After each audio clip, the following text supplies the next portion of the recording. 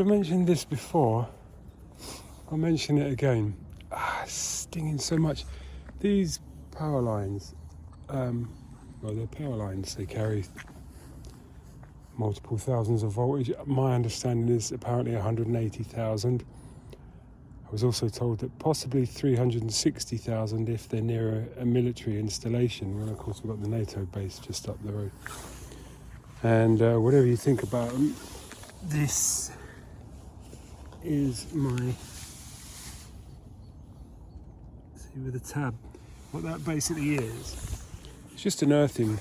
It's actually hurting too much to stand here and talk, to be honest with you. It's an earthing... It's an earthing device, so whenever I'm on earthed out ground, like a footpath, it will allow build up of energy, electromagnetic or otherwise, in the body to go to earth. So I find them, they're quite useful. I sleep with a sheet that is earthed. And I've noticed a difference. I even had some various old bits and bobs of whatever they were, maybe old remnants of old injuries or whatever, sort of clear up a little bit, or quite a lot actually, in my ear.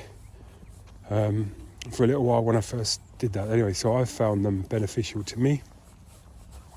That's what a lot of people say. Those people who just ridicule such things, and dismiss them out of hand and all the rest of it, they're a special kind of breed that's got nothing to do with anything. You just park them off to one side and ignore most of what they say. Some people get very determined to make others lose their, whatever you want to call it, their belief or their recognition on the efficacy of things.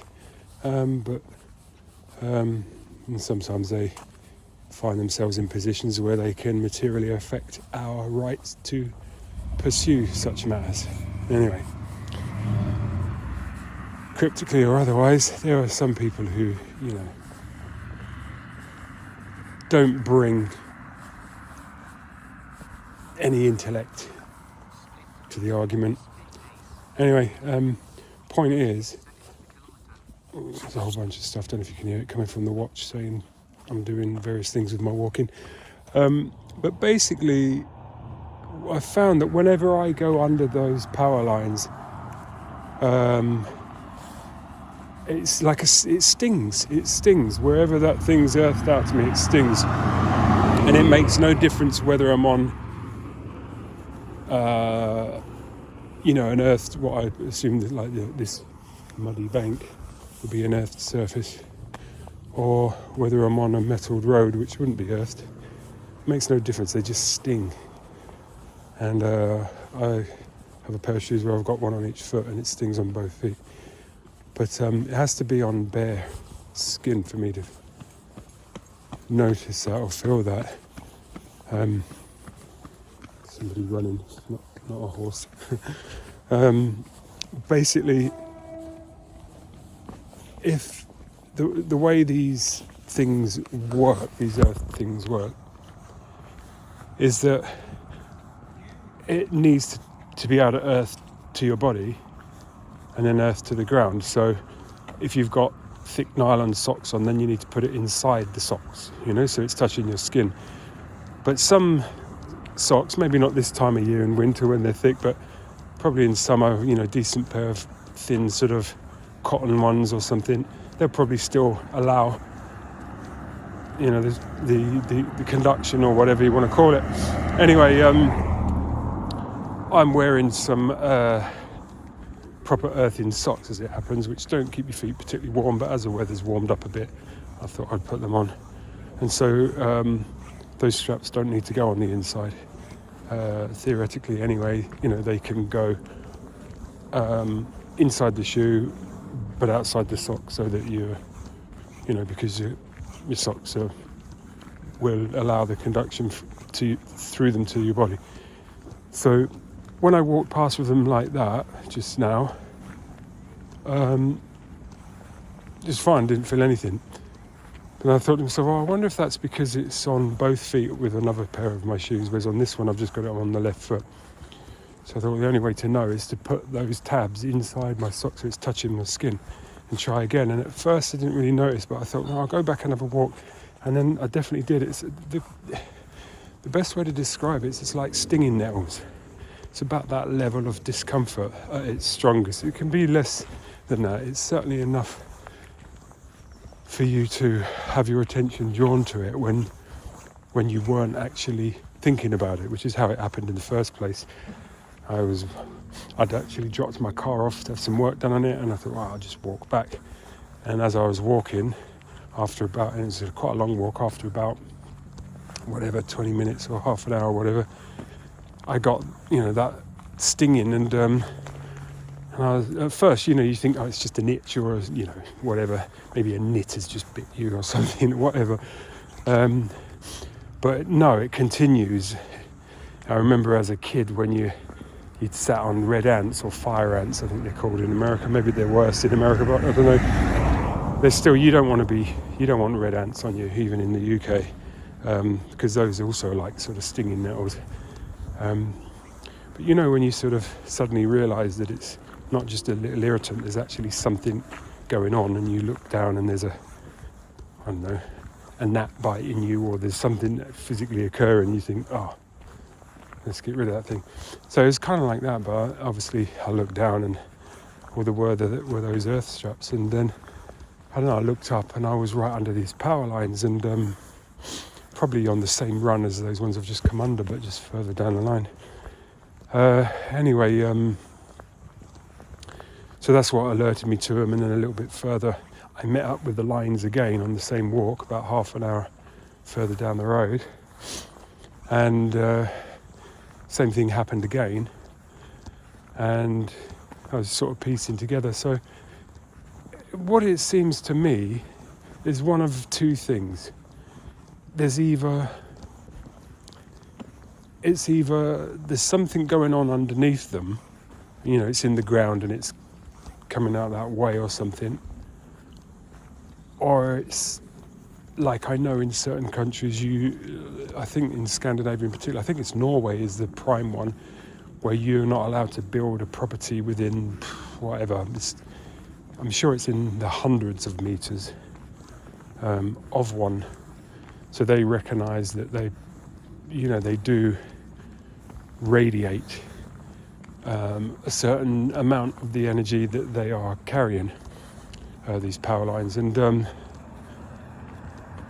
if that's the case, then, because here's another example, is that when these days, there's so much to this stuff actually, it's hard to narrow it down, but until you have the full story. But these days, I don't know, most people sort of notice now that when you're charging something like an iPhone or an iPad, they're furry, they sort of buzz, it feels a bit almost like a very, very, very light version of those old jokes you used to have where you put them in your hand and you shake hands with someone and it gives them a little buzz, a little kind of like electric shock.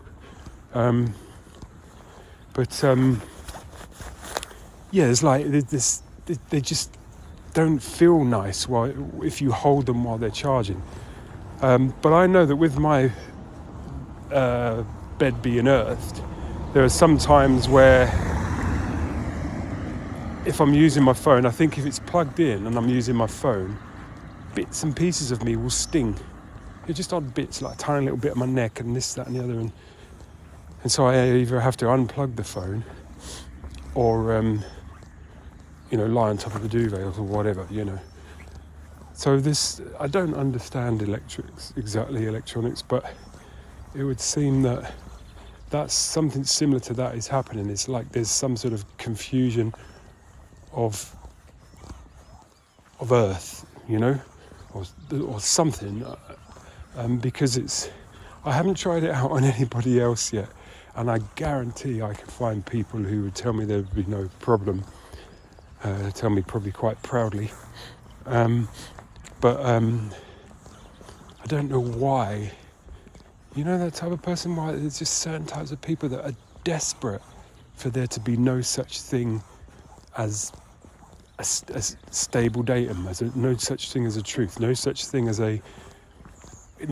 faith, no such thing as anything. Just let's just have a constant, unimportant mishmash of uncertainties. And as soon as you come along with, these things are amazing, or those things are great, or I really like this, that, or the other, they get this urgency. You see it on their eyes where they're like, how am I going to discredit that origination that person has just said? How am I going to knock them off of that little pedestal they've got for themselves? Find somebody's like, oh, I'm all right as long as I've had a coffee. Oh, coffee. I wouldn't go near that stuff, Right, mate, at ease.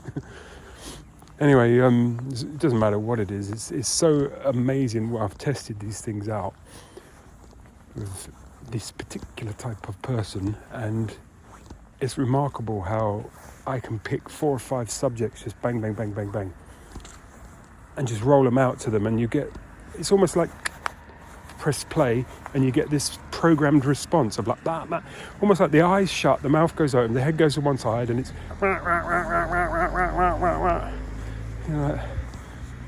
doesn't even matter what you're saying. It's like just a response to try and it's almost like breakout. Can you imagine what kind of a prisoner would chop the legs off of someone who was trying to escape? No, you have to take your punishment. We've all sinned. We have to die in this situation. Very interesting. Anyway, so that same person who would berate my religion would also, and my feelings towards it, would also berate Slick 50, Google it, K&N panel air filters, Google it, and exactly the same with these. They'll be laughing now, but their desperation will be to make sure that I feel suitably ridiculed by their laughter at me talking about these. Oh, nothing like that works here. Earth straps. Fucking earth straps.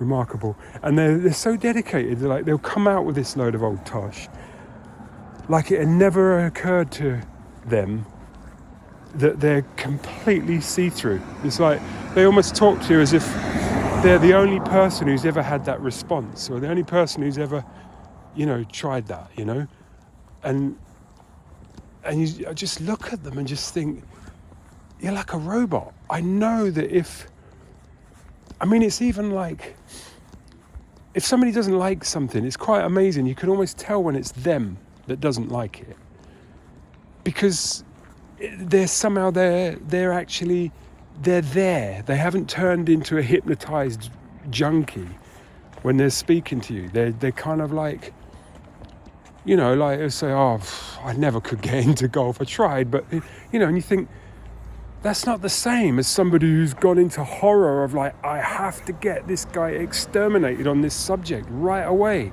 and you can see that they're a passenger. It's quite sad, really. You at that point in time, like anyone, they're going to make themselves right for whatever comes out of their mouth. But if you look, it's like you can almost see the strings, as like of a puppet, as they get this programmed response starts coming out. It was like, I remember back in the day, going to a back street. Oh, sorry, mate, you just dropped something. Oh, I don't know if it's rubbish, but you dropped it. yeah. Is it? Oh, Yeah, okay. All right, no problem. Anyway, like I remember, used to have it's like a cliche. They don't realise they're a cliche, and it's like when you take your car to somewhere. You've had a bit of your brake warning lights come on or something like that, and you nip into Quick Fit or something, and you just already know what the guy's going to say, right? It's like, he has a look at them and he comes out shaking his head and tutting, and you're like, oh, here we go, spinning the yarn. And you know what he's going to say at that point. I don't know if they still do it, but there was a good 10-year period where the same thing would come out of the same person's mouth. So, and it would be this. It would be like, where you got to get to, mate? It's like, oh. Wherever you say, it won't get you there, is going to be the answer. Oh, just down to South End. Won't get you there, mate. And you're like, you almost like want to think, I'm going to write it down on a piece of paper. And as soon as he's parroted it out, I'm going to spin the paper around and show him and just see what's going to happen to him if I do that, Anyway, I never managed to do that, but anyway, there you go. That was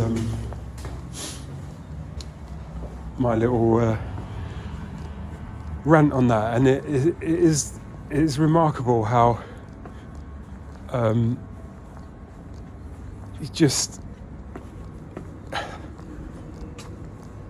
I don't know exactly, I have a sense for it, but I don't know exactly how to summarize exactly what it is. It's like it is a mechanism, and I know I have all kinds of technical things in amongst studying stuff that I've done, but I don't really, it's like,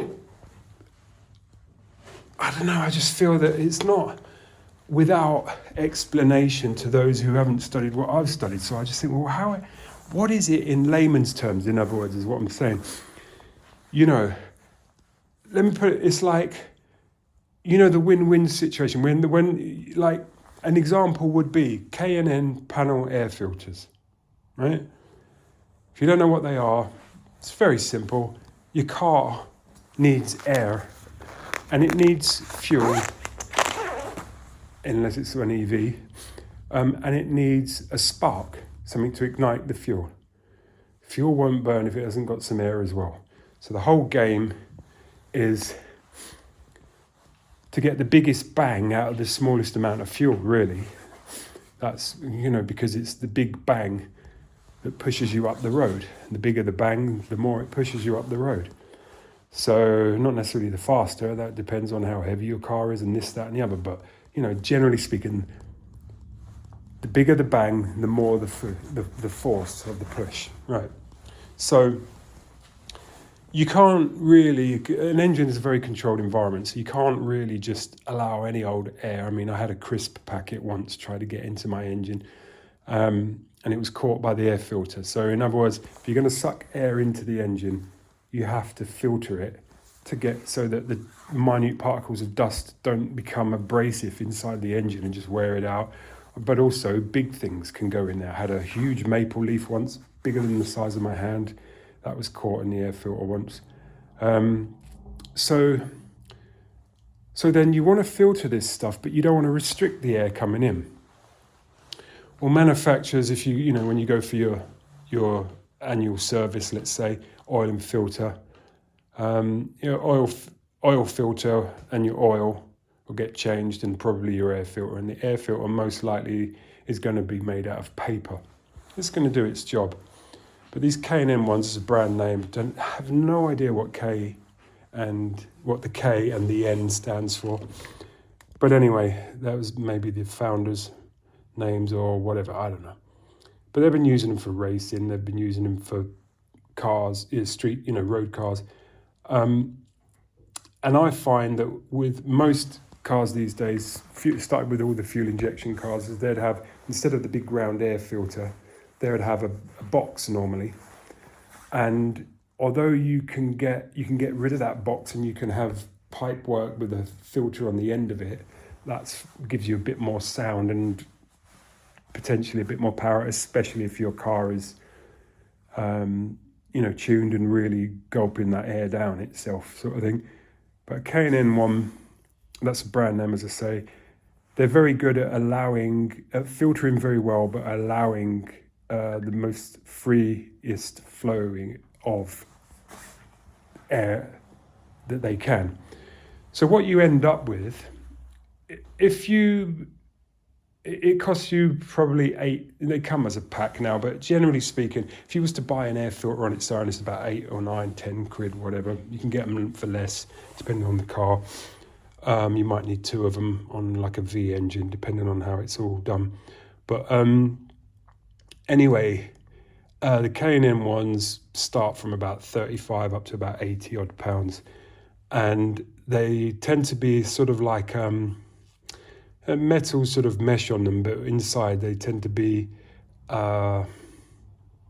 almost like some sort. Well, they're cotton, I think. So they're like a dishcloth or something, and then you spray a little bit of oil on them because I think that aids the filtering. The dust and stuff will stick to that. But they flow more air than your regular air filter. And the other thing is they don't need throwing away every year. You normally would, every maybe couple of years, you would rinse them out, dry them, and then very lightly re-oil them, put them back in. So that's what they are. Now what they tend to do is they don't, there's one of those things where there's not a lot of drawbacks. So you have a situation where you don't need to change it once you've bought it. It flows more air, as it makes the car just feel just a little bit more on its toes, almost like you've taken another notch off the handbrake, or you've taken half a human out of the car, or something. Just, most people may not notice it, but I usually can tell. If I know the car quite well, I can usually tell.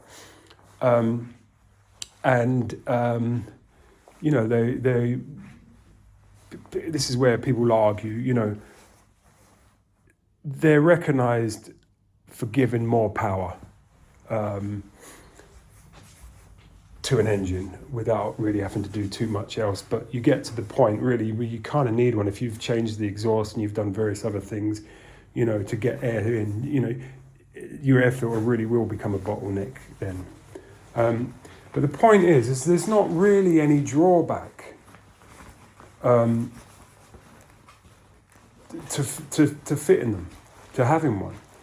There's not really any drawback. You might need to tell your insurance company these days. If you tell them, if they can cop a couple of more quid out of you, of course they will do. I have no real respect for insurance companies, to be honest with you.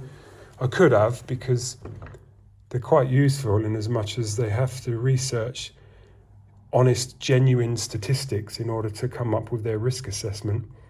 It's quite interesting, isn't it? So if life insurance is going up right now, beyond the point of inflation, well, they'll always try it on and try and nab you for a few more quid than they need to, but they also happen to have some irrefutable statistics. So there you go. But anyway, the point here is that K&N Air Filter is a classic example of I just know that type of person who's antagonistic, who's always, nothing's ever the way it is. Remember the barstool preacher? They're going to put the world to rights one pint at a time. I think somebody once said to me. I think it's quite a famous saying, but I hadn't heard it before. But putting the world to rights one pint at a time. Nothing wrong with having a drink, but you get the idea, right? But I know most mechanics, unless they're a bit of an actual, you see it. If you meet a mechanic who says a car's just from getting him to A to B, from A to B, you want to set him off. You want to trigger this. Just mention the K&N and say, "Oh, my mate's got a K&N air filter on his car." He's like, "Oh, none of that stuff works." Chipping a car doesn't work. Anything that's sort of where you look and you think, where's really the drawback? Cars are controlled by computers these days. Those computers need to say how much fuel, how much air, under what circumstances, how long for, how big a spark, how this, that, how the other. Car manufacturers, allegedly, they kind of look and think, well, can't guarantee that you're going to keep your car serviced every year like you should, and also we can't guarantee what the quality of the fuel is going to be like if you drive through Romania in 2.5 years' time. So what we're going to do is we're going to be a bit conservative on the tuning of it. So that's why people come along with their and chip or remap or tune electronically, whatever, software adjustments to the cars, and then sort of say, well, yeah, just keep the thing serviced and you're going to be all right. And the typical thing with these is that you end up with power and muscle gain And usually, if you don't, it becomes addictive to use it, but there's an effortlessness that comes along with it that wasn't there before, let's say, a bit more free revving or whatever. But also, you usually find that providing you don't, rag the car everywhere because it's so much fun now that it's, more responsive. If you drive it like you used to drive it, sort of thing, you'll find certainly no worse fuel economy, and maybe most people report that if you drive it sensibly, an improvement. So you end up with this sort of win-win. It's the win-win. If you've got a situation where you think there's no real kind of drawback for this, that's the one that somebody is going to just mental and spiritual contortions to knock you off of that belief, And after using K&N filters for, I don't know, 20, 30 years, probably 30 years, every single car I've had, every single car my mum's had, every single car my wife or girlfriend at the time or whatever has had one of those on. Never had a problem. And it's always brought an improvement.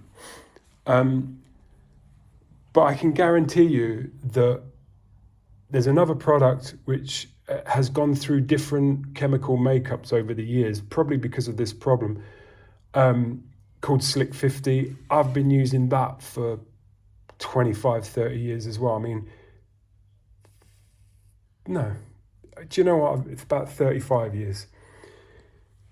And my last car I got rid of it with 236,000 miles on the clock, and that had Slick 50 in the engine, in the gearbox, in the back axle, and it had a K&N panel air filter on it, just about the whole length of time that I owned it.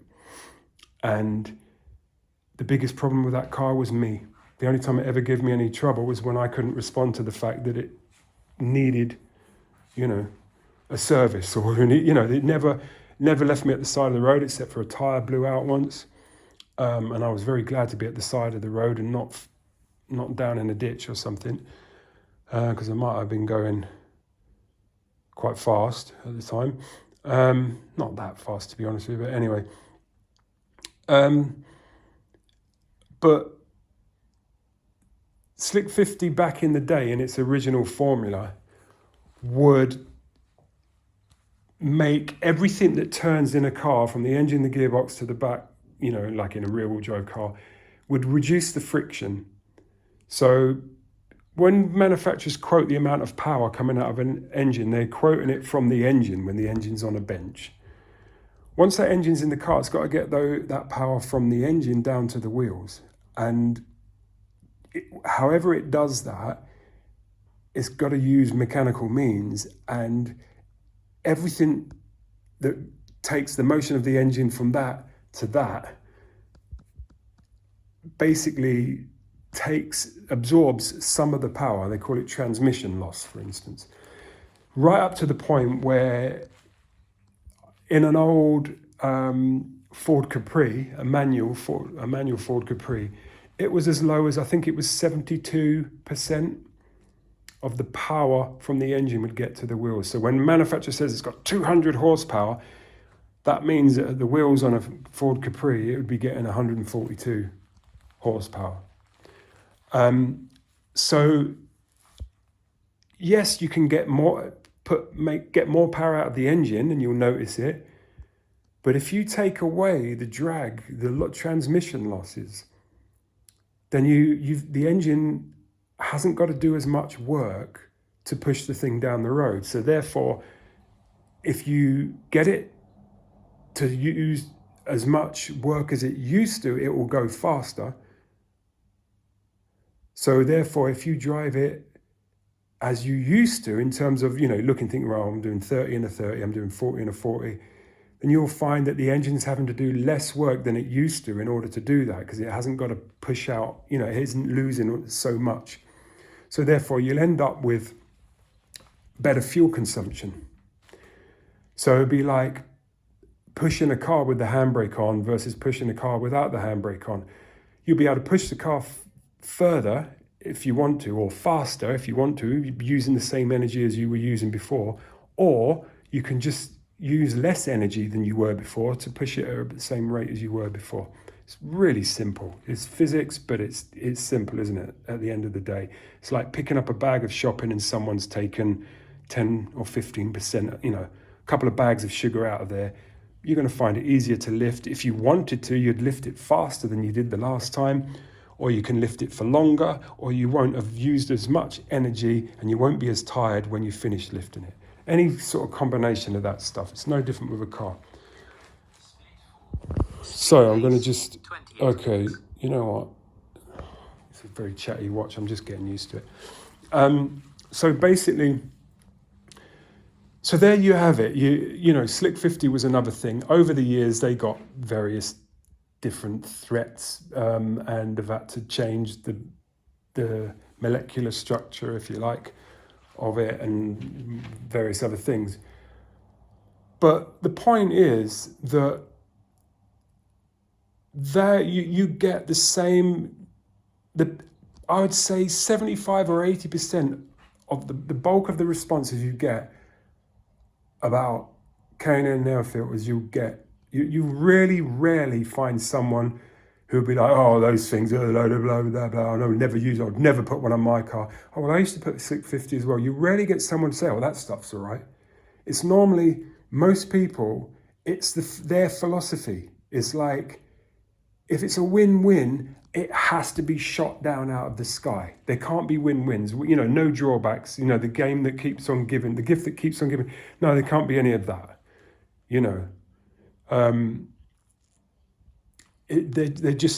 and like I say, that type of person can get really very desperate very quickly to just batter you off of ever believing again in your entire existence that stuff could work. And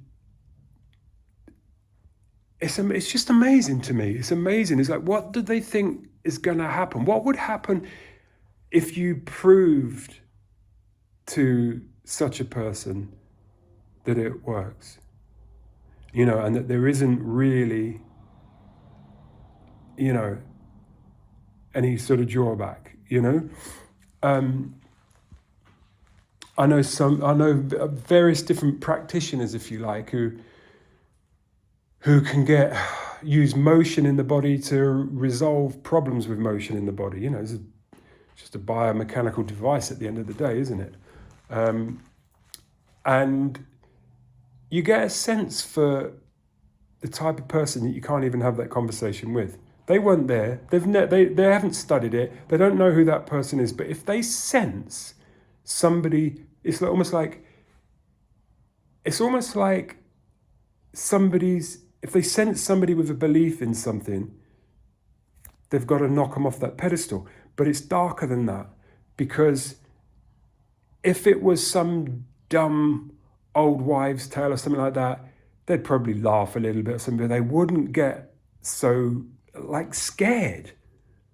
This person is going to walk away from here knowing that stuff works without a drawback. We can't allow that to happen, they think, and away they go. What have I got to do to completely dismantle this guy so he's in despair about his K&N filter, so that he'll take it off his car? I've had people say various things about Slick 50, various things about K&N panel air filters, about what they can do and the damage and all this, that and the other. I've never had a problem with either. In actual fact, I've had a situation where I've had engines with just about no oil pressure. I don't recommend this. Every time I've had an engine with no oil pressure, I've been in despair about it. So I'm not making nothing of it, but I can tell you I was very grateful on a number of occasions to have had old school Slick 50 in there, keeping me in a car until I could turn up with a solution. So now I still notice the difference with it. front-wheel drive cars tend to be a little bit more efficient in terms of the percentage because there's less mechanical chicaneries going on to get the power from the engine in the front to the back wheels. Four-wheel drive cars tend to be the worst. So therefore, if you can, it does still rely on friction. So if you've got mechanical parts in your car that are calibrated for a certain amount of friction, you're told, and there's technical labels given to such things like, sorry to do this to you if you don't know what one is, but like a limited slip differential, that's just rear-wheel drive car, put it up in the air so its wheels are off the ground, right? You put it in gear and the wheels will be spinning, the back wheels will be spinning, right? And they'll just be turning. You can actually, if it doesn't have a limited slip diff, you can actually grab one of the wheels. You don't do it in a scared fashion, just grab it and it will stop spinning and the other one will spin faster. Basically, the inside of a corner isn't as far, when you go around a bend. The inside wheel doesn't have as far to go as the outside wheel. What that means is that the inside wheel and the outside wheel need to be allowed to spin at different speeds, right? That's what one of the things a differential does. It takes motion that's going that way and turns it to that way, so it's coming from the engine doing that, and it turns it almost like with gears and stuff in a watch to doing that. But if those were locked, those two back wheels, so that they span at exactly the same time, you'd wear out tires, you'd do all kinds of things. Anyway, but when it comes to performance, a standard diff is called a differential, the thing that takes that motion and turns it into that motion. It's a big bulbous thing on the back of a rear-wheel drive car or truck or whatever. So basically, when you're driving a car in anger, if you like, as soon as one of those back wheels, the power will always go to the one which is easiest to spin. So therefore, when you're trying to put power down onto the road, you don't want it just to go to the one which is easiest to spin, because the one that's easiest to spin is going to be the one that doesn't have any grip, right? As simple as that.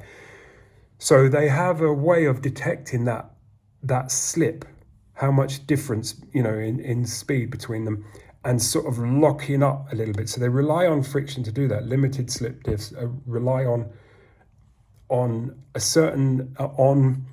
measuring mechanically in the old days, but now some of them are electronic, but measuring the amount of difference in between the rotation of the two wheels. So, and they gradiently sort of lock that up and get the back wheels spinning closer to the same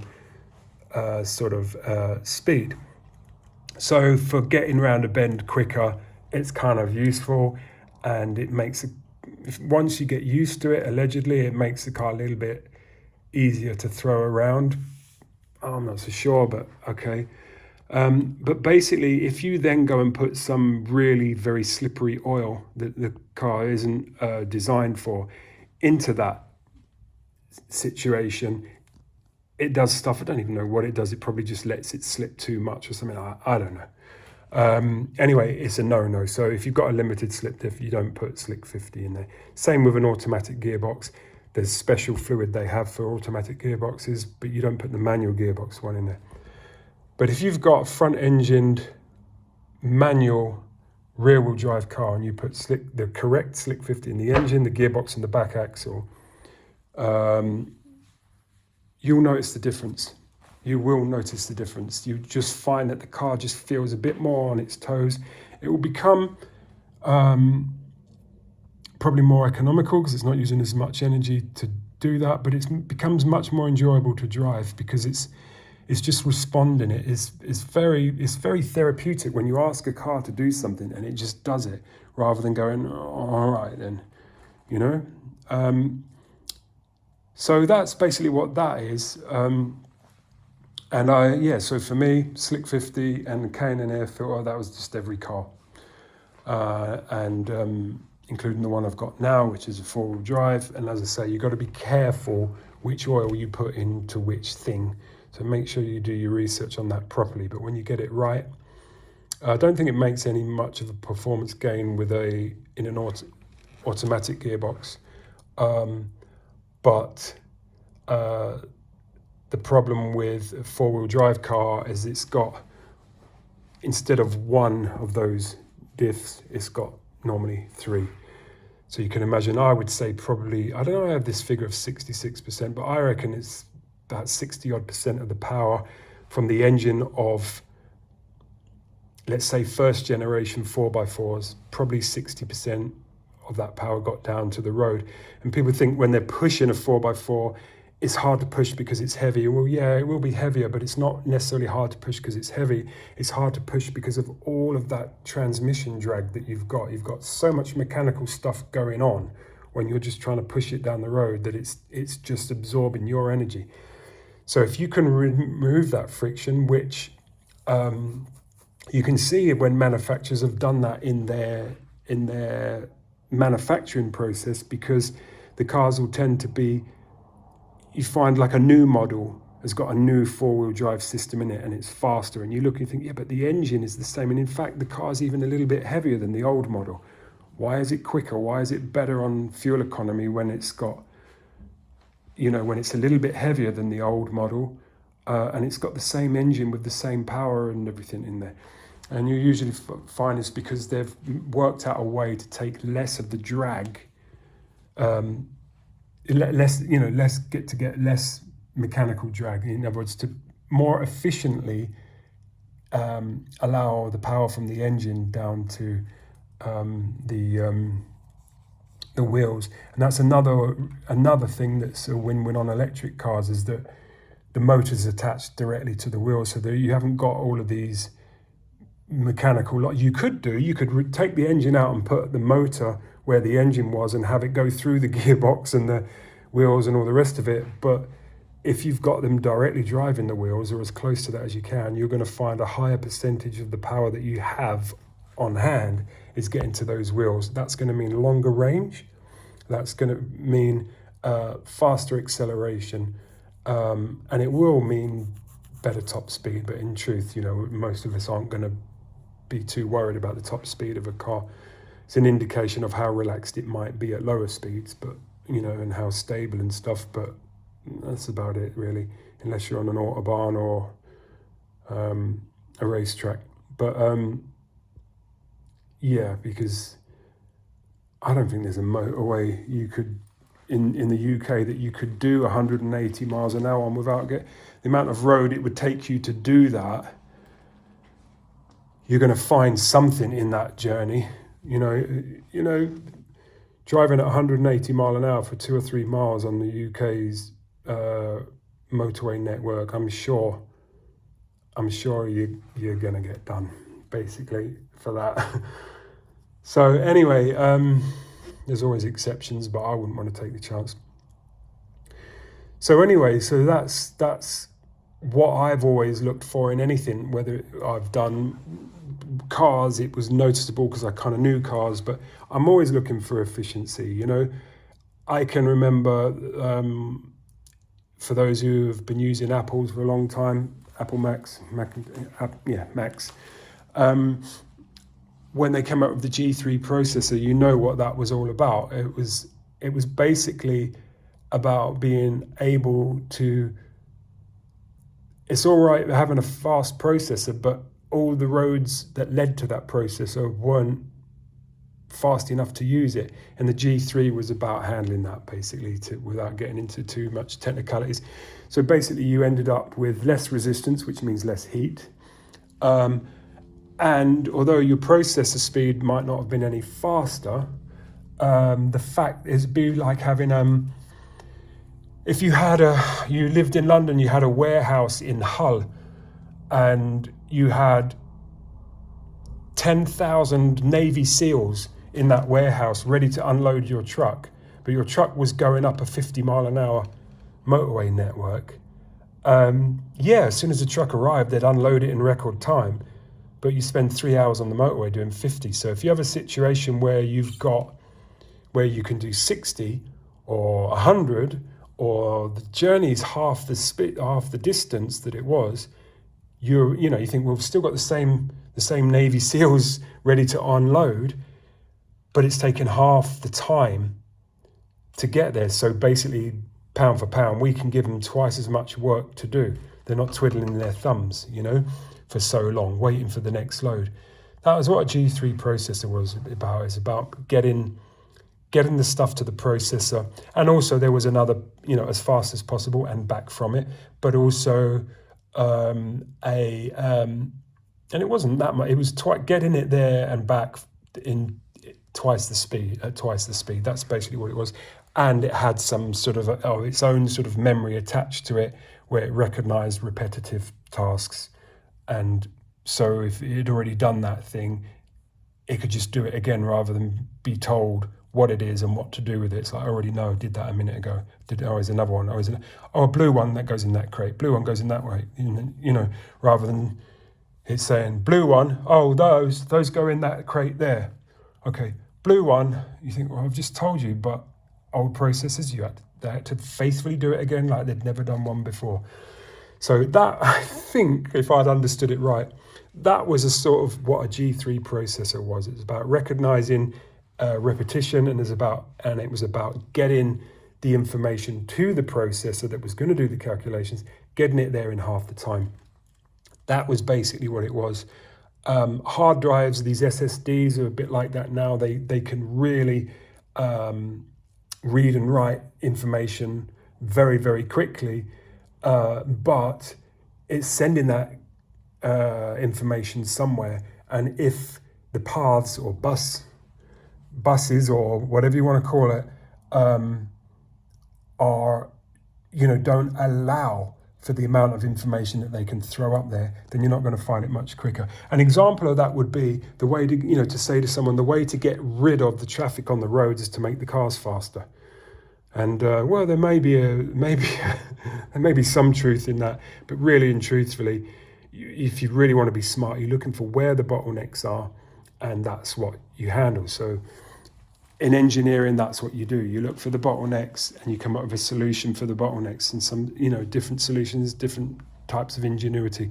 But the clue I usually find is that the more complicated it is, two things. One, the less understood it was. Don't care how many, doctorates the person's got. If it's complicated, it probably wasn't understood in its absolute simplicity to begin with.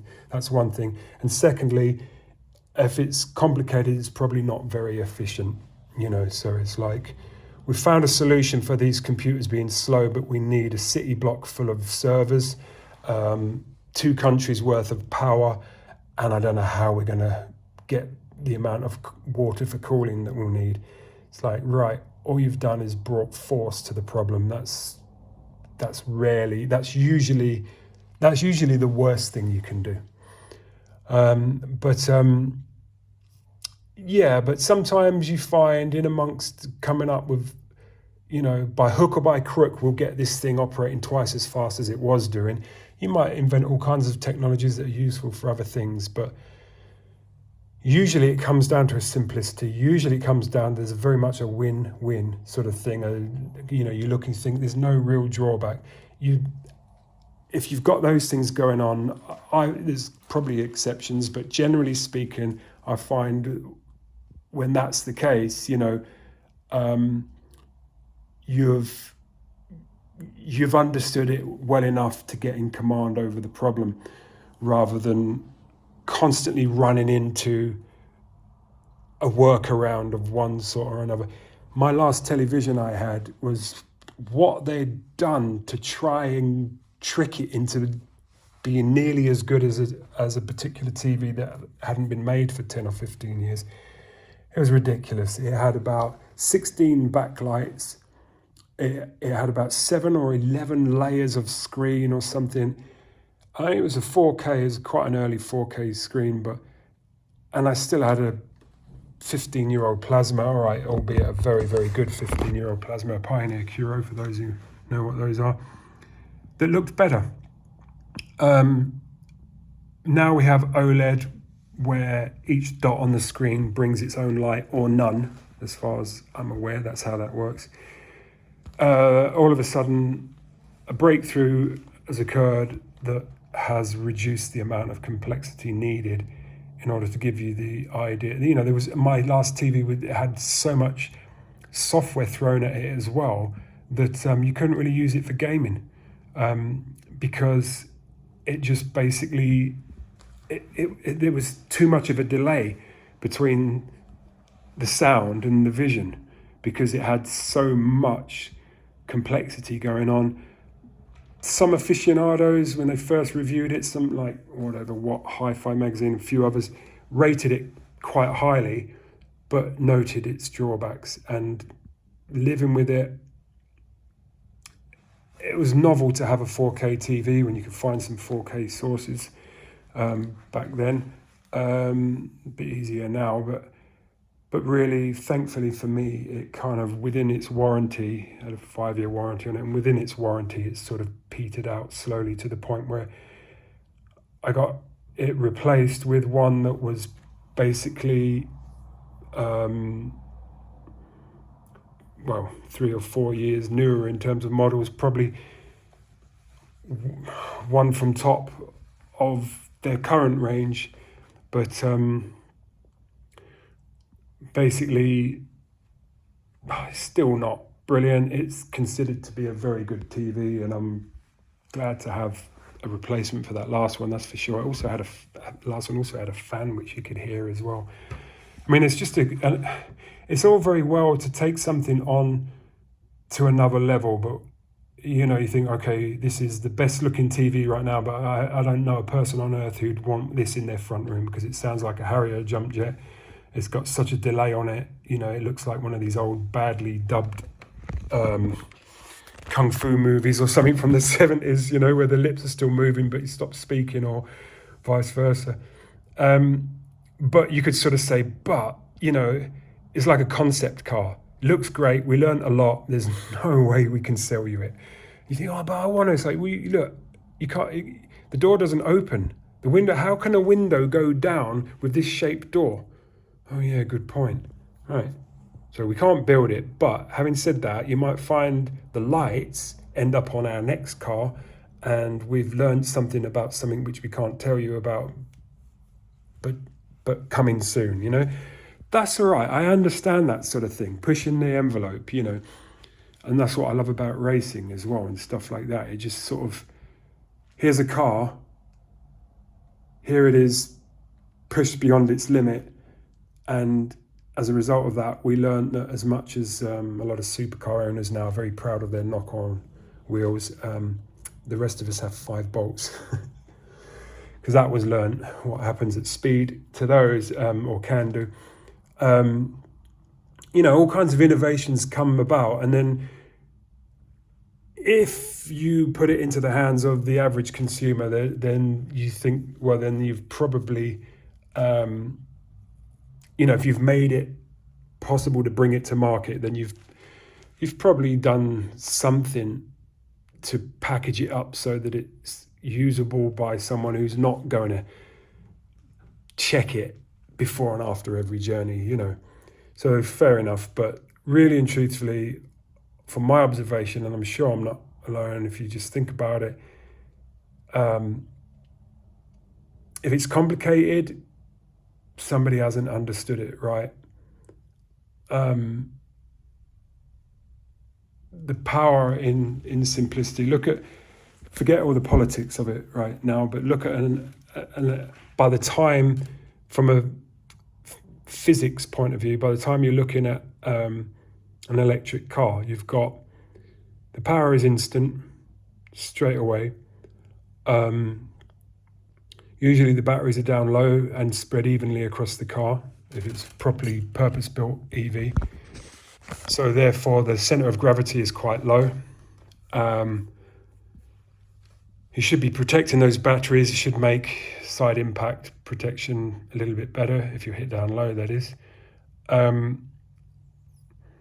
amount of power that's getting to the wheels from the motor should be very high.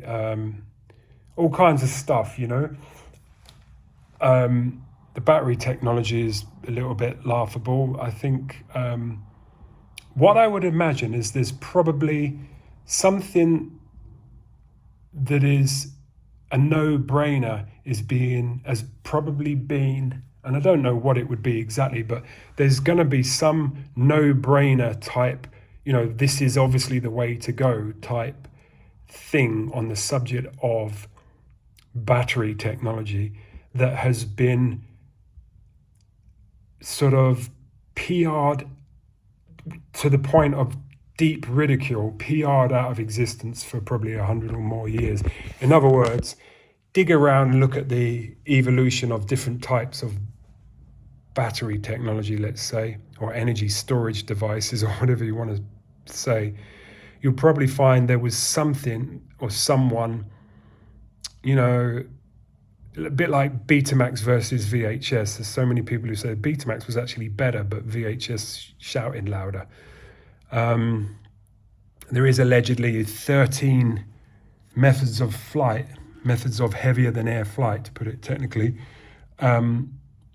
better than the one that was chosen. But the one that was chosen was the one that was chosen. It was just somebody could communicate it better, and so that's what we got.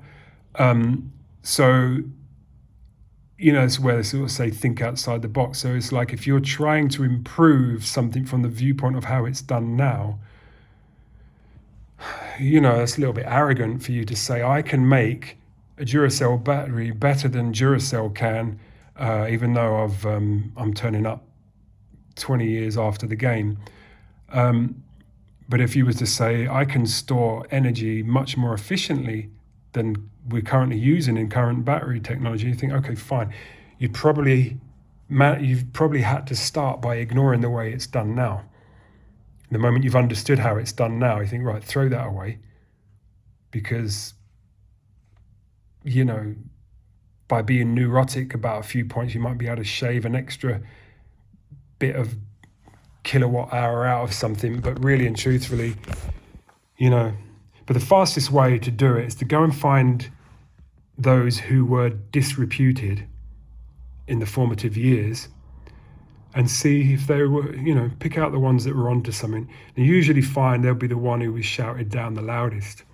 So isn't it funny how, the primary EV these days is called Tesla? I mean, that would be a classic example. I know very little about that guy, but he was so hammered, he must have been onto something. So the fastest route, if you want to improve the technology in some field, find someone who's been lambasted, ridiculed, destroyed, wiped out, left penniless, had some of his ideas stolen, but the rest of them forbidden. Research that guy. Probably 9 times out of 10, maybe 7 times out of 10, you'll be onto something straight away. Or just go and have a good old look yourself right across the boards and, whatever. But go by your own hunches or whatever. But, if you don't really know what you're doing, but you fancy making a name for yourself, just have a look through, find some way, maybe, I don't know if DuckDuckGo is any good anymore, but, find some way of researching a list of, idiots in history, pull those ones out. A bit like Men in Black, where they always look at those cheap pulp rags, alien, hamburger-shaped alien ate my puppy, And I used to go and investigate those and find out they were actually true. Find the guys, idiots in history. Go and find them out. Search out the idiots in history and see what it was they were saying. Because if you've heard of them, even though what they were trying to do never came to market, somebody was very, very, very determined that they never came to market, weren't they? Famous for being completely and utterly ineffective. I doubt it. Because remember as well, there was a point in time where somebody decided that 8 people on something that if it was a jumbo jet would have, 8 passengers fitting onto something the size of 6, in terms of swept volume, 6 jumbo jets full of highly explosive gases that would float more or less to where you wanted to go. That was the way forward. Now, there's probably an argument for these, what they call dirigibles of some sort, but and maybe, who knows, maybe they were a ridiculous idea, but the way it failed was very, very, very bad. Can you think of anything more publicly for the back in the day? People didn't have smartphones then. It was so publicly caught on camera and all the rest of it. It was like the Titanic on live stream. It's a very, very, very famous failure. Very public, very famous failure. And there are those people who talk about the Titanic now in various different terms. So maybe that would include those. But what I'm saying really is that it's like there has to be, someone's got to be getting paid, in order for it to be permitted. And if I discovered a way of sticking a pole in the ground to get all the electricity I'm going to need, the rumours of my disappearance will become fact very quickly. But at the same time, weirdly, as well as I disappeared in suspicious circumstances, there would be massive amounts of information on how crazy I was, what a crackpot fraud I was. There's nothing to see, don't look here. This guy was a total idiot, And so much so that I can almost position something I've never heard of in the same way.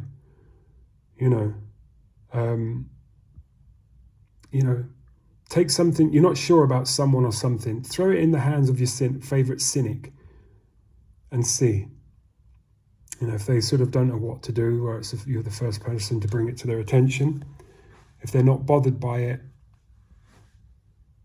it ain't ruffling any feathers. But, I can't think of anything offhand, but, I don't know if there's,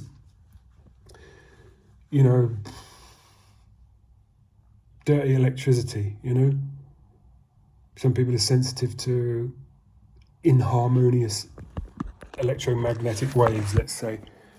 And someone comes up with a little device that you plug it into a socket and it smooths out the electricity on your network and drops your electric bill down, let's say.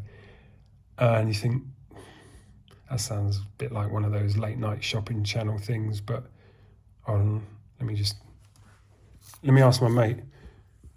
K&N, air filter on my car, please, don't throw it away, I want to reuse it. Oh, those things.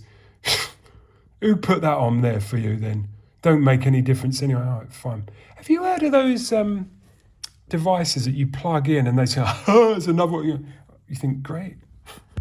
I'm going to get me one of them. Remarkable.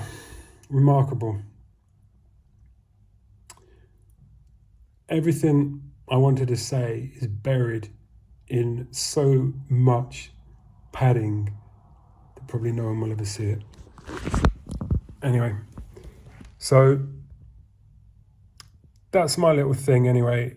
I'm pretty sure, certainly there's a very good explanation for what was happening with the needles on my feet as I walked under the power lines. I'd like to know what it is. I'm not interested in some frightened person's desperate plea for adopting the viewpoint he wishes to sell to me. And the thing is, remember that type of person as well, they're not sharing with you. This is the difference. They're not sharing with you their opinion. They're sharing with you what they desperately want you to think, right? It's not their opinion. And if it was their opinion, they wouldn't be so desperate for you to think it. In other words, nobody attacks something that they don't find a threat. So quite why a person in some backstreet garage would find the presence of a K&N air filter on my mum's little hatchback Toyota to be a threat to him is really interesting. I find that interesting. Why would somebody be threatened by that? She's like a grandma. Do you know what I mean? It's like, why? Hold on a sec.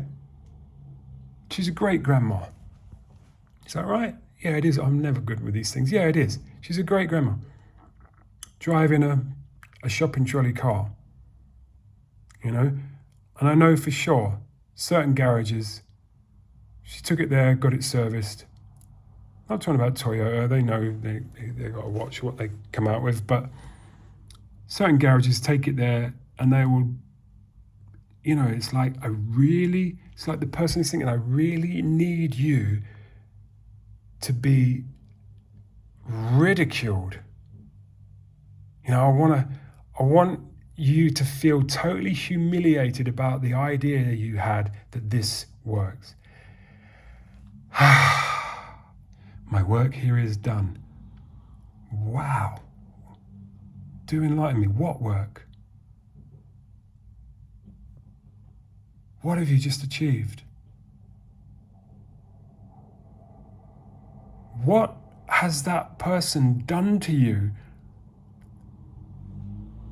with that origination that made you so, it was like all hands to the pump, emergency. Right now, the phone might be ringing, but I have got to shoot this person down so they never consider again, ever. You know, break out. Someone's trying to get free from the clutches of slavery. You know, it's like, well, are you the slave master? No. Why are you putting so much work into making sure that I'm on the chain gang too? I don't get it. But we're just talking about an air filter in a car. You know, if it was a person's own opinion, like, they wouldn't even mention it. It's just like, oh yeah, she's got the thingy air filter, just don't, for God's sake, don't put that in the bin or never hear the last of it.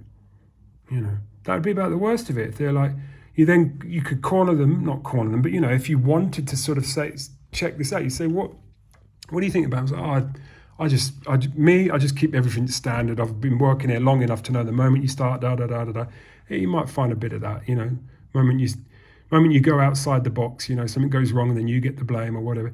If you wanted to, you could even ask them, when was the first time that happened? Oh, it's always, I remember when I'd only been here a week, right? I was on a YTS scheme and I said, well, why don't you put blah, blah, blah?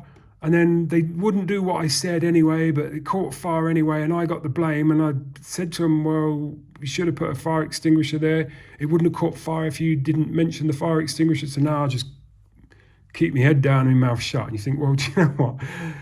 You might have got 1 and 1 and they ended up with 3, but I can see how you got there. I don't blame you. I'm not in agreement, but I don't blame you. But that's the person's opinion. You'll find normally what will happen with in a situation like that, they won't be so desperate for you to be destroyed on that subject forevermore so that they don't have to do it again. They can sleep at night now knowing that you won't quietly start to rekindle that belief again tomorrow or in a week's time.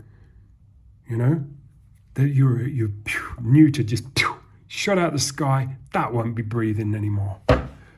Done, fixed, improved. Ha! That told him. Wow, that was a lot of work in a very small period of time to get somebody not to agree with how you think on the subject or what you think about the thing, but to get someone to think the way you wanted them to think about it. But they're not the same, you know? Sometimes when something works and you know it works and someone else goes into a blind panic about that, the easiest way to handle it is to just say, it doesn't work anyway, but she thinks it does. They're like, for a moment there I thought I was going to be in agony forever. What agony is that? You know? It's like they've literally got a little program in their head that the moment somebody gets something out of something, it's got to be neutered.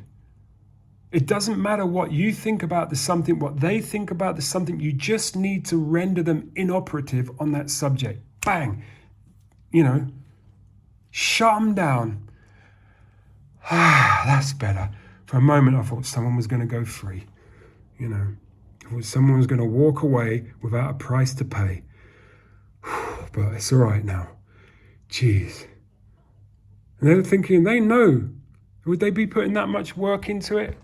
If Slick 50 didn't work, different conversation. Mate, look, I know you're into that, but honestly, you're the third person who's come in this week with that, and I've just had so much trouble with that stuff. I really don't want to put it in. I don't mind, I'll leave a little bit of space for you to top it up if you want, but I really don't want to put it in. I would respect that. I'd listen and say, you know what, mate, fair enough. And you know what, I might, because I don't know everything, do I? I might even say, despite my experience, let's have a little listening. What's been happening? Everyone who's da-da-da, and away they go, and you look and you think, right, I can see where he got to that point, but that's not what the problem was. Or you look and you think, you know what, he might have a point. I never really thought of that before. Etc., etc. One of them on the K&N thing, you have to spray a little bit of oil on, like I say. Sometimes someone was saying that those particles of oil get sucked in and can get on the little sensor that checks how much air and everything's coming in, and it can make those fail. I thought to myself, I never thought about that. Fair point. I've never had a problem with that, but just make sure that I don't over oil the filters. That's all. And so I thought, I appreciate that, because that's somebody has actually helped me. He hasn't gone into some blind panic about something that maybe he doesn't even realize the mechanism he's triggered, you know. But I don't want to hear it. I don't want to hear blind panic from someone. And they're trying to get you to think what you think. They're trying to get you to think the same way as you. They're not. They're not. They find the thing a threat, so they want to basically kill its disciples, you know?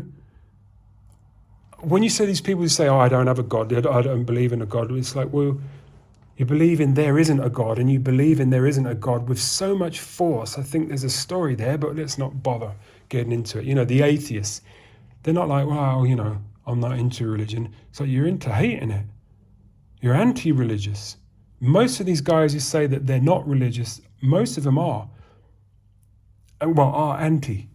You know, and I'm not saying you should or shouldn't be, but what I'm saying is that it's a different thing. They're not trying to get you, if they're in a panic about trying to get you to think a certain way, it's usually not the same way they think. It might be very convincing. How could there be a God? Wow, you are absolutely shit scared of it being a truth. I mean, that doesn't make it a truth. But you're so, those guys are really freaked out about the idea that it might be true. You know? And so what they're doing, it's almost like they're trying to put a denial on you, because they can't do it to themselves, you know? If there's a God, he would have seen everything I've done. You know, it's like the little uninspected little datum they're operating off, maybe. I don't know. So you just say, well, what was the first thing you wouldn't have wanted him to see? And you just get this kind of look on their face like, he's read my mind. I'm not saying that someone should or shouldn't believe in Slick 50 or God or peanut butter and jello sandwiches. But if somebody, you know, sometimes it's good to just look, just observe at the person. They're trying to get you to not look at them. And, you know, they point out that point of view you have on that subject needs to be demolished. That's what they're going for. Well, you don't have to go and put your attention the way they're trying to push it. You can just look at them doing it if you want. So just, there they go, and they're trying to chew on something they think you've got just over your left shoulder or something. They're trying to get you to shoot that out of the sky, some belief or something. You just check them out. Say, how are they getting on? They're under a lot of mental. They're really under stress right now. Never met this guy. I handed him a leaflet. Does God exist? You know what I mean? And he's gone. He's foaming at the mouth. He's gone. We're in a shopping mall on a Saturday afternoon. You know what I mean? He's foaming at the mouth. And you're like, I think that's more newsworthy than what he's got to say, to be honest with you. So let him. I don't know what he's talking to or what he thinks he's talking to. Let him do all those contortions. I'm just going to try and inspect him, see what's going through his mind at this point in time. He's under a lot of pressure, this guy. And he needs me to walk away thoroughly convinced that it was the wrong thing to do for me to join that church or put that oil in my car or, wow. Organic food. It's all the same anyway. All comes out the same horse. All right, mate. You might be right, but I'm looking at someone who doesn't know he's right, but he sure as hell wants me to mend my thought. He's desperate for me to mend my thought. He'll go on and on until you look and say, you know what? I thought about what you said and you're right. You've actually saved me 20% on my grocery bill. I'm not going to buy organic anymore. It's like, yeah, sorry, mate. It's just, I hear all that stuff all the time with the messages. Organic this and that, fat-free. And you look and you think, all right, this is something else now. You think he's now starting to make sort of sense now, where you think, well, yeah, because he was under stress. He's not now. He's now, what he's doing is rationalizing. So if you want to, be cruel, put him through the ringer again.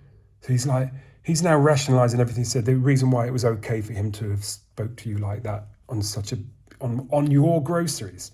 He didn't come shopping with you. He didn't pay the bill, but he's desperate to modify what you buy when he's not there with you and won't be heating it. Ain't got the same kitchen as you. You know what I mean? But you have got to do it the way he's saying. He'll have nothing to do with the thing whatsoever. And yet he is the number one source of influence. As far, not as far as he's concerned. That's his determination. You need to be schooled by what's coming out of my mouth. You need to walk away from here completely neutered on that subject so it won't be a thing again for you. Then I'm all right. So you say, all right, that's happened. Wow, thanks for that, mate. Yeah, it's just that, you don't know what you're eating. Well, it's never killed me. Look at what my mum ate, and she was, 92 when she died. It's like, yeah, fair enough. I think, okay.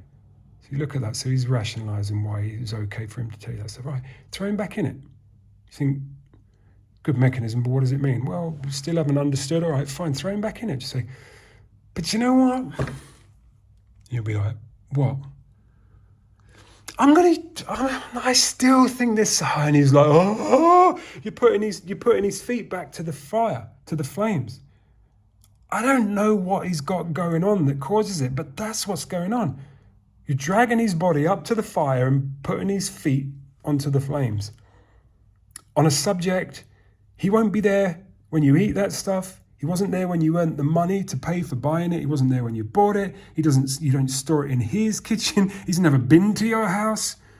Do you know what I mean? And yet you have to feel, he'll say it's his viewpoint. You've got to take on board. He won't be putting it this way, but you get on first glance, you think he's trying to get you to think the way he thinks about the thing. He's not. He's trying to get you to think the way he's telling you to think about the thing. He himself, it's almost like he's been run over by the subject long before you came along. He knows that stuff's dangerous to him. How is organic food dangerous to your mate down the pub when you're just having an idle chat with him? It's like, that says more about him than you. Don't take it on board. Recognize what you're getting for what it is. And you can almost like pull yourself out. If he wants to talk at your body, about it or whatever, fine, but just pop yourself out of it and just, go and lean against the bar at some other location and just watch the mechanism, watch him. Just see and just think it doesn't make any sense. It's like, where did all this come from?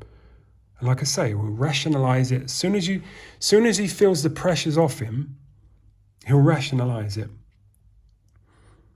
And then if you want to, it's not a very nice thing to do, I suppose, but if you want to, throw him back into it again and you'll see it's still there. Because when he's rationalizing, you think, oh, he's calmed down now. Yeah, because he thinks he's got the product now. You won't be doing that again. There'll be no more. You won't be mentioning organic food to me again.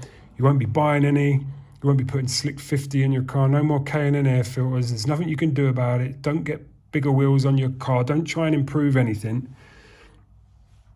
Go with the flow. Don't rock the boat. And as soon as you make him realize that you've understood and he was right, he'll calm down. And then just in front of him, just reconsider, throw him back in it, and you'll see it's just a mechanism. I don't do that, by the way. I don't know if I ever did that. Not deliberately as such, but to get to the point where I can see for myself that is just a mechanism. I don't share his belief in that. It's a mechanism. He thinks one way, so he's gonna get you to think some other way, and that takes the pressure off of the way he thinks. It's a mechanism. And when you see it for that, it's up to you what you want to do with it. My choice is I can clock people like that, and I can clock subjects like that with people, and just don't get into it. Just don't put a stake in his territory. You know what I mean? People call it professional distance, or good roads, good weather, or never talk politics and religion, isn't it? That sort of thing. Those are all sort of cousins to the same thing.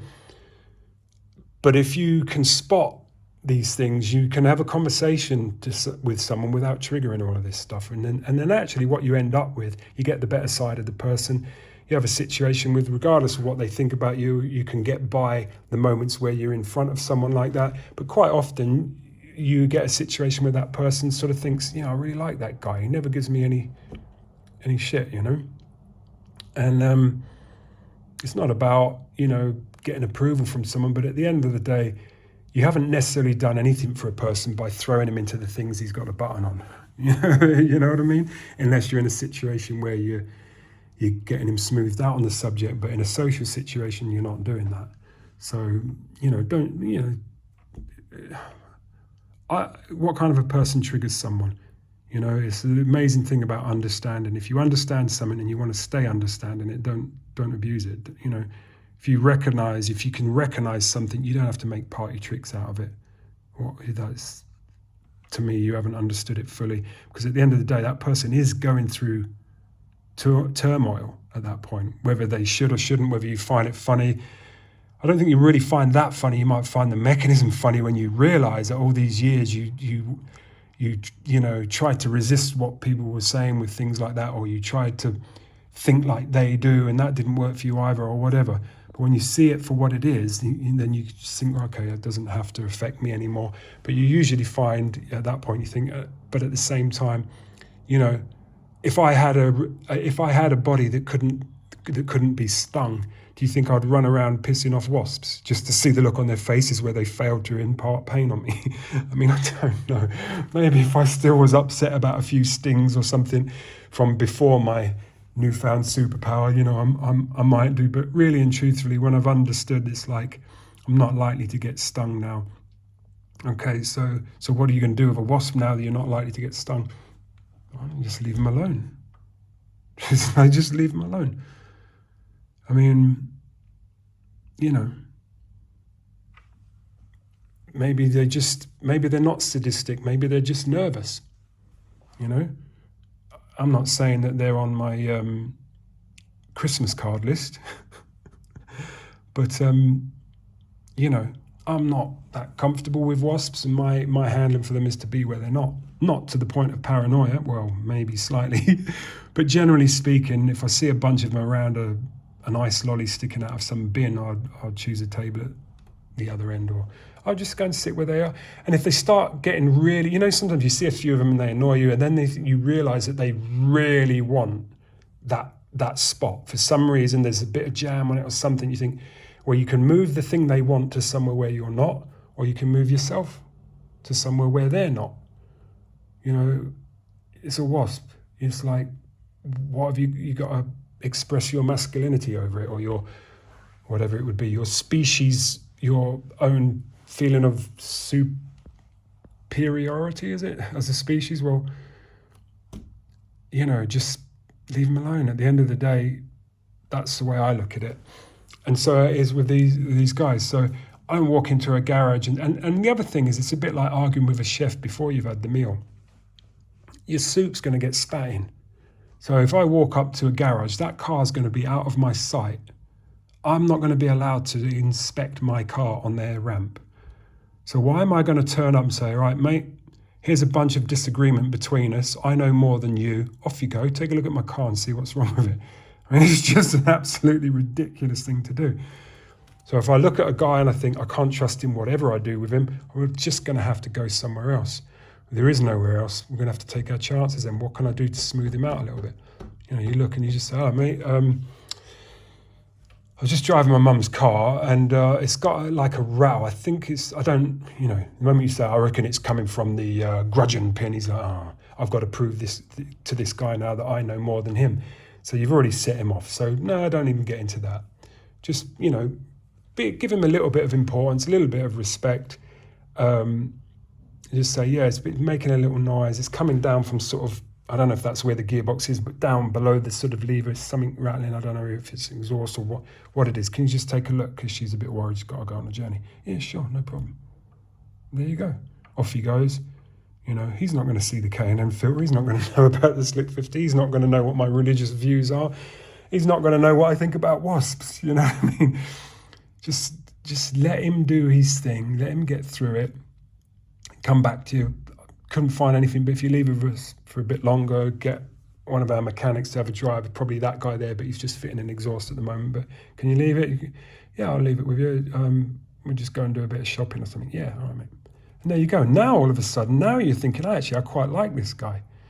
Because you put him in his sweet spot. You know what I mean? You put, so you think, well, I don't think he's going to get too ambitious with my mum's money.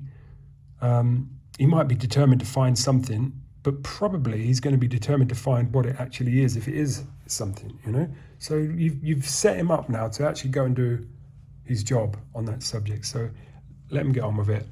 You come back, say, well, we couldn't really find anything. There was a noise. We did hear it. It doesn't seem to be doing it now. The only thing we did is we replaced one of the rubber bushes, which was looking a little bit old.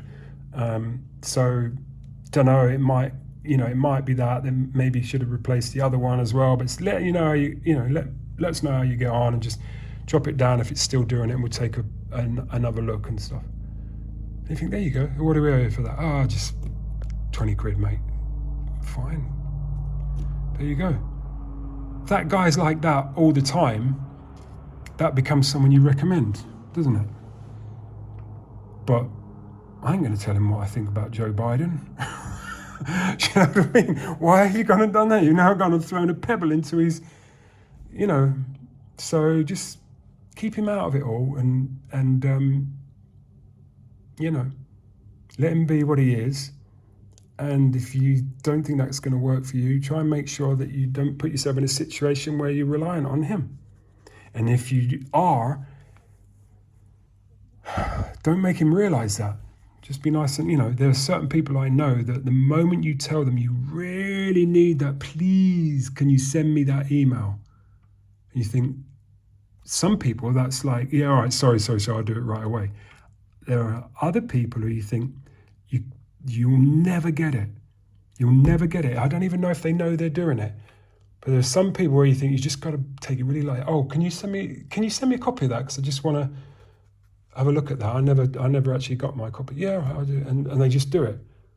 But if you give them some sort of importance, they won't. And there's certain types of people that are like that. So same thing. Just don't.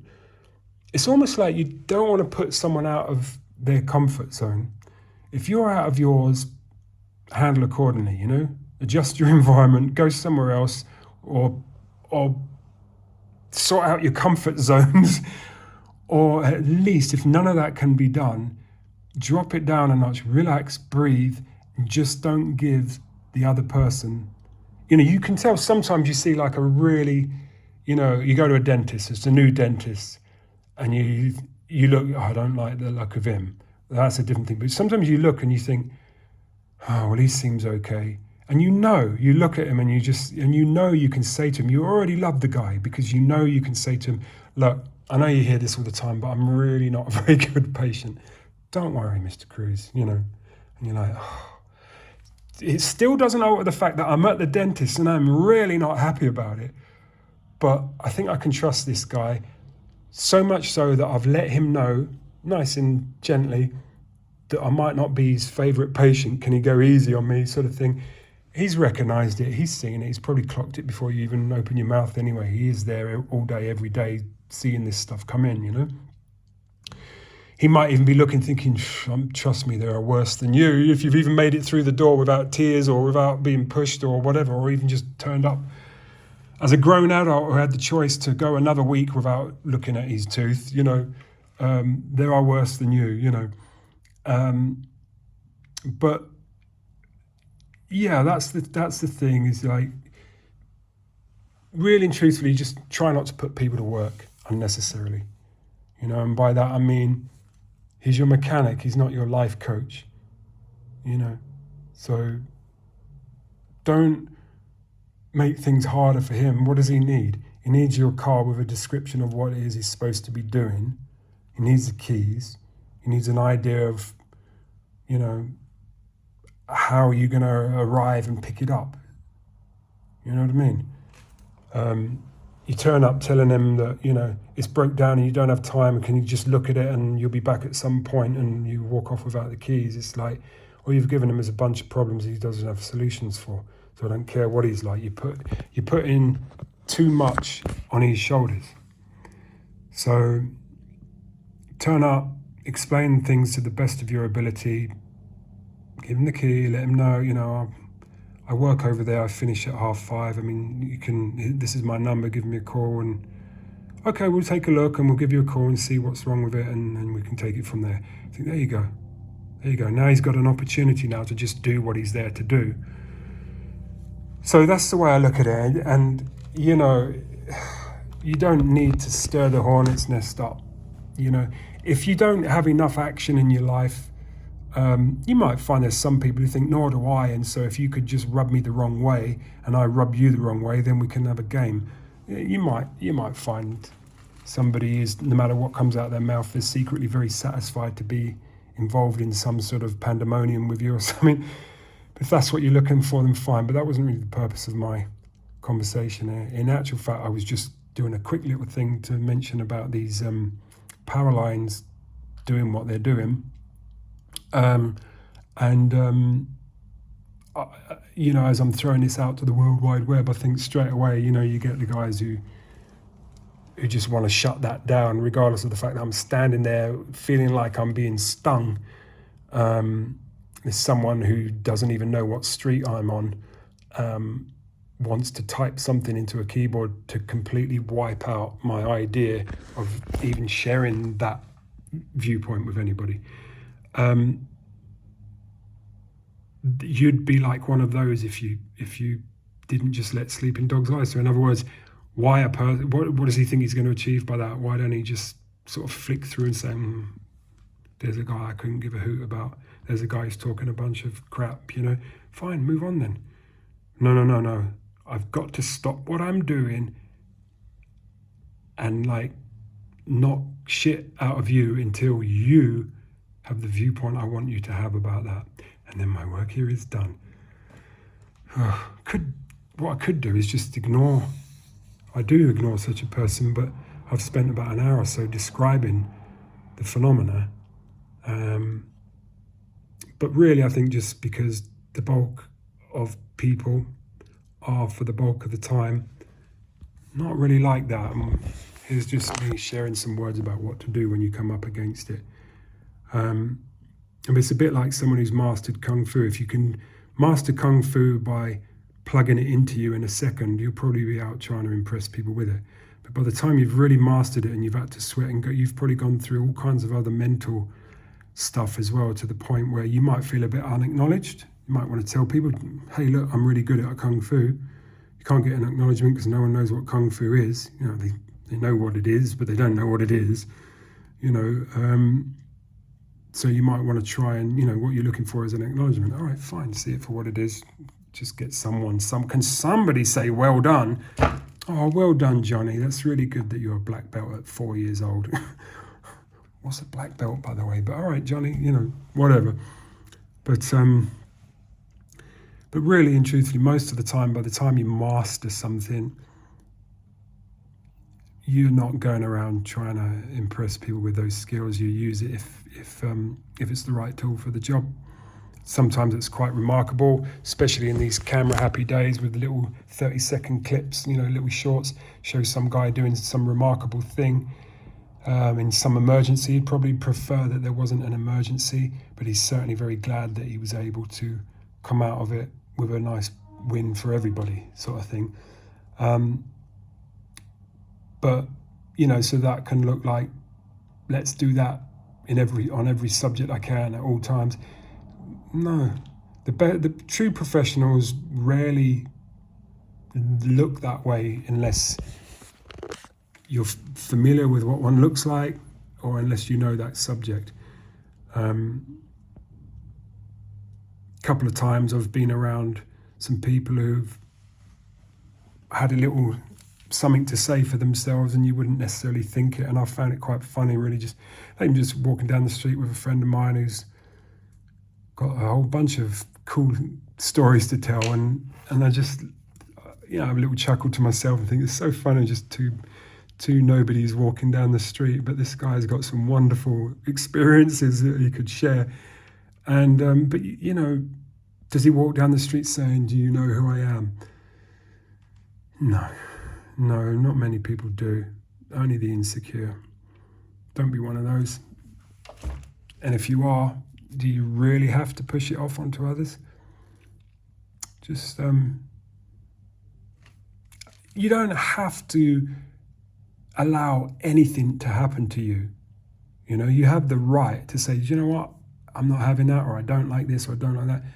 You know, so I'm not saying just allow people to just do what they want or be what they want. But at the same time, if you let people be what they are, you know, even if, look, you know, it's almost like, you wouldn't maybe have it in these words, but philosophically so, you know, you look at somebody and say, look, I know you're a thief, but I don't want my phone stolen. So you don't have to say, or just let him steal it then. That's not what I'm saying. But you look and you say, well, that's what he is. What you're doing where he is, you know? Doesn't make you wrong for it, but be where they're not. If you find yourself amongst, you walk up to a gang and say, you're all very naughty. They might find it funny at first, but a few more sentences out of you and they'll show you, you know, a few seconds of their repertoire. So you might look and just think, you know what, just let them be what they are, but I've got to do something about this neighborhood, you know what I mean? But anyway, the old saying, let's, you know, don't stir the hornet's nest, let sleeping dogs lie. There's all of these things, but you don't have to be complicit and allow it to happen. But I'm just saying, if you try and get somebody, you know, if you try and say to someone, hey, you shouldn't exist, you shouldn't, it's probably not really going to work. You might think it works for you, but it's remarkable how those things come back. I know it's a little bit super perfect to sort of say, well, just make a mental note of it, you know, got to do something about this neighborhood, get yourself out of that situation, and then say, well, what are we going to do? Because I really don't like that. And of course you can always change your environment if you can. Usually you can, even if there's certain things about doing that you're not happy about. You just weigh it up. But for the most part, most of us really, especially in suburbia, all we're faced with really is just little social situations that could go better and could go worse. No matter how ridiculous a person is and their behavior, you can usually keep them out of it. I'm not going to be the one they're going to dramatize that on. If they pull that crap on someone else, on the next customer or the one before me, fine, sorry about that. Even that's a bit too close for comfort.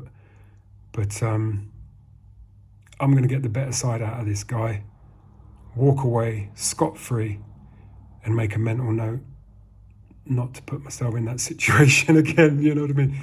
Think, well, the car broke down, what can you do? It's like, well, I've heard that little rattle for over a month now. Just probably needed to be more of a priority than I made it.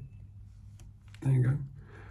Or you look and you think, I got the money to have a better car than this. My little game of, I'm not buying a new car, everyone makes money on it. Da, da, da. Maybe I'm just cutting my nose off to spite my face. There's usually a little quiet little chat you can have with yourself about the situation, and at least give yourself the feeling that you've sort of handled something in your own little spot. But remember, the moment you blame the other person, you make them responsible for your recovery from it as well. In other words, you make them more powerful than you. What I can tell you is that you don't need the other guy there to recover from any situation. So it wasn't them, was it? I'm not saying it's okay for people to pull the things they pull, but if you can, limit your chances of being in a situation you wish you hadn't gotten into, it's going to be better, isn't it? And one of the ways I've found is to not get into stuff with people. Just don't put people under pressure. Don't, not get into stuff that the person's going to find it difficult to continue to be humane while they're in front of you. You yanked their chain, you haven't had to. Yes, their response to it was remarkable, but at the end of the day, you got to be the bigger being. You didn't have to do or say what you said, and you knew the person was going to react. So what have you done? At the end of the day, you've just upset someone just for your own little sport. I don't know who's worse. The guy who yanked someone's chain because he's easy to yank, or the guy who responded badly because that's what he does when his chain's yanked. I mean, if you know that's what he's like and you didn't have to do that, how are you right for doing it? It doesn't mean to say you have to agree with the guy and put him on your, again, Christmas card list or any of that stuff, does it? But at the end of the day, that lion bit me. Yeah, no shit, it's a lion.